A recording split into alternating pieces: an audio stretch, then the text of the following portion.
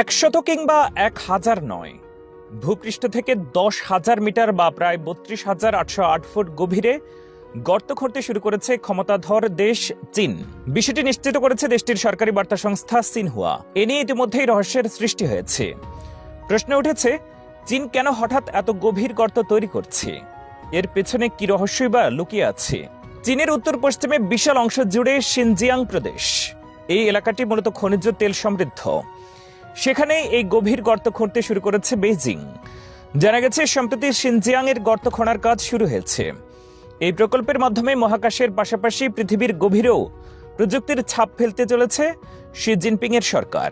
চীনা সংবাদ মাধ্যমের খবরে বলা হয়েছে, শিনজিয়াংয়ে যে গর্ত খোঁড়ার কাজ শুরু হয়েছে তার গভীরতা হবে 10,000 মিটার, অর্থাৎ পৃথিবীর বুকে 32,808 ফুটেরও গর্ত খুঁড়বে চীন। পৃথিবীর সর্বোচ্চ পর্বতশৃঙ্গ মাউন্ট এভারেস্টের উচ্চতা 8,800